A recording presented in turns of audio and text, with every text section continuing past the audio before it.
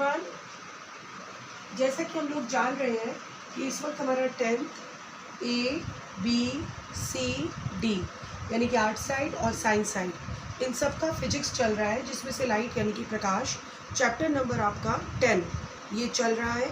और इसमें से अभी तक आपने पूरा परावर्तन पढ़ा। परावर्तन जब कोई किरण किसी भी दर्पण से या अवतल दर्पण से, उत्तल दर्पण से, समतल दर्पण से टकराती है और वापस लौट जाती है, उसके एक तरफ पॉलिश होती है और किरण टकराकर जब लौटती है तो किस तरह से रे डायग्राम्स बनते हैं, ये सब कुछ आपने अभी तक पढ़ा। जो नेक्स्ट टॉपिक अब हम शुरू करने जा रहे हैं वो टॉपिक है आपका रिफ्रैक्शन, या जिसको हिंदी में हम लोग बोलते हैं अपवर्तन। ये एक अपने आप में बहुत इम्पॉर्टेंट टॉपिक है, क्योंकि ऐसा आपने हमेशा अपनी लाइफ में देखा होगा कि कुछ चीज़ें तो ऐसी होती हैं, जैसे मान लीजिए दर्पण है, इसके पीछे पॉलिश है तो किरण आएगी और लौट जाएगी, डन। लेकिन मान लीजिए अगर ये पॉलिश ना हो और एक सिंपल ग्लास हो, जैसे एग्जाम्पल के लिए आप इसको दिखाइए एक मिनट।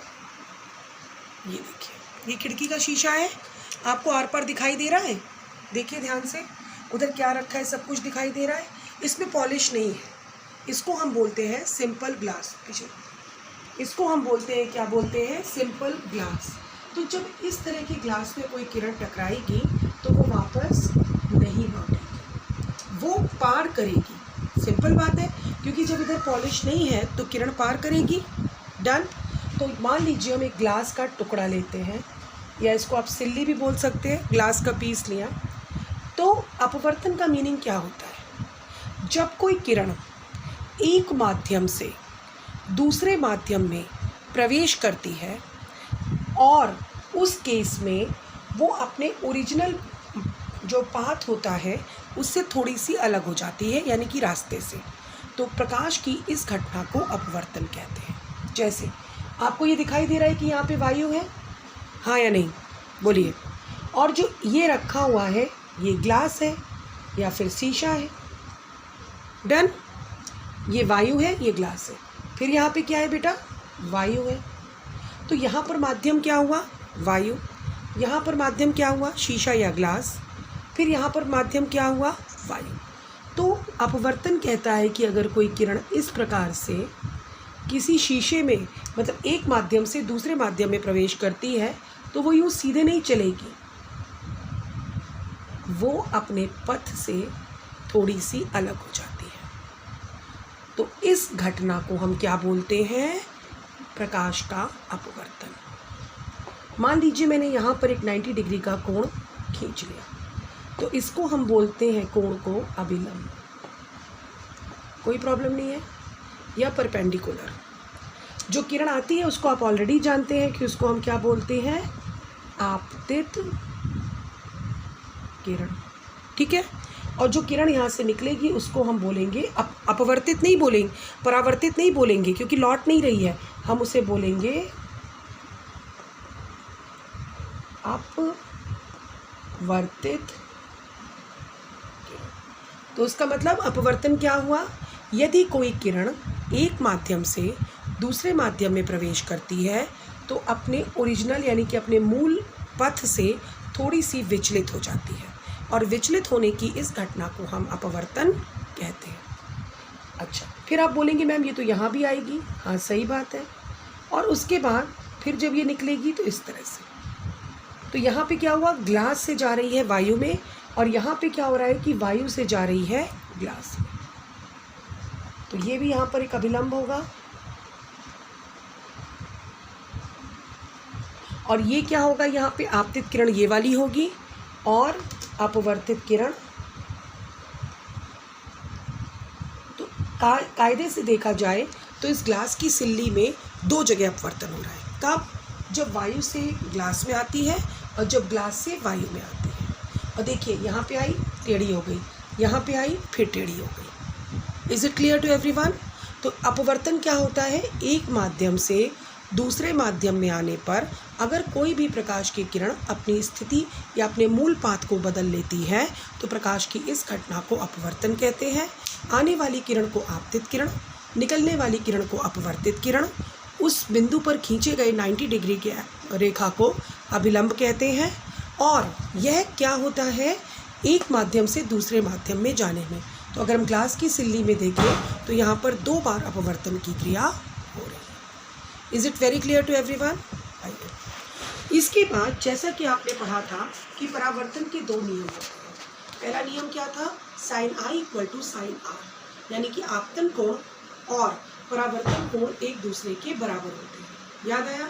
दूसरा नियम आपने पढ़ा था कि आपतित किरण, परावर्तित किरण और वह बिंदु यानी कि आपतित बिंदु जिस पर आपतन हो रहा है, तीनों एक ही तल पे स्थित होते हैं। इसी तरह से अपवर्तन के भी 2 नियम होते हैं। पहला नियम होता है कि, पास आइए देखिए, अपवर्तन का पहला नियम कहता है, अभी मैं आपको नोट्स दूंगी। पहला नियम कहता है कि आपतित किरण, अपवर्तित किरण तथा अभिलंब तीनों एक ही समतल पर स्थित होते हैं। देखिए, है कि नहीं? आ रही है, जा रही है और अभिलंब, ये तीनों एक ही समतल पर स्थित नहीं है, एक ही बिंदु पर। तो ये पहला नियम है। दूसरा नियम जो था वो स्नेल का नियम है। स्नेल एक बहुत बड़े वैज्ञानिक थे, उन्होंने इस नियम को दिया और इस कारण उनकी याद में इसको स्नेल का नियम कहते हैं। पेपर में भी आता है कि स्नेल का नियम क्या होता है, कोई बड़ी बात नहीं है। आप जानते हैं कि ये वाला कोण आई है यानी कि आपतन कोण, और ये वाला कोण आर है यानी कि अपवर्तन कोण। केवल समझिए, नोट्स आपको मिल जाएंगे। और ये कोण है आपका आपतन कोण। डन। तो स्नेल कहते हैं कि आपतन कोण की साइन या आपतन कोण की ज्या या तथा अपवर्तन कोण की ज्या, उसको हिंदी में ज्या बोलते हैं, इंग्लिश में साइन बोलते हैं, इन दोनों को का अनुपात एक स्थिरांक होता है। तो पहला नियम तो जो आपको बताया वो था। दूसरा नियम कहता है sine i upon sine r equal to constant. ठीक है, मैं आपको फिर से एक बार समझाती हूँ, समझिएगा। परावर्तन का मतलब क्या है, किरण का आना और पॉलिश वाली सतह के कारण टकराकर लौट जाना। परावर्तन के 2 नियम होते हैं। सिमिलरली अपवर्तन का मतलब होता है किसी किरण का एक माध्यम से दूसरे माध्यम में जाना तथा उसके रास्ते का या उसके चाल में परिवर्तन हो जाना। तो अपवर्तन का पहला नियम कहता है कि आपतित किरण, अपवर्तित किरण तथा अभिलंब ये तीनों एक ही तल पर स्थित होंगे। दूसरा नियम कहता है स्नेल का नियम कि अगर आई आपतन कोण है तथा आर उसका अपवर्तन कोण है तो sine i upon sine r equal to constant. Constant माने एक स्थिरांक होता है। तो आज आपने क्या सीखा इस क्लास में?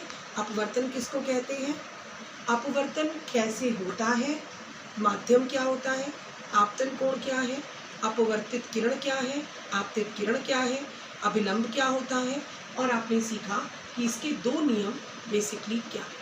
तो जब आप अपवर्तन को समझेंगे और बहुत अच्छे से इस बात को समझेंगे तो हम उसके बाद नेक्स्ट क्लास में आपको बताएंगे कि आगे इसमें कौन कौन सी घटनाएं होती हैं। बस आपको ये समझना है कि इसमें पॉलिश नहीं होती है, किरण एंटर करती है और उसके बाद पार निकलती है और परावर्तन में यहीं पे टकराकर यहीं से लौट जाती है। Thank you.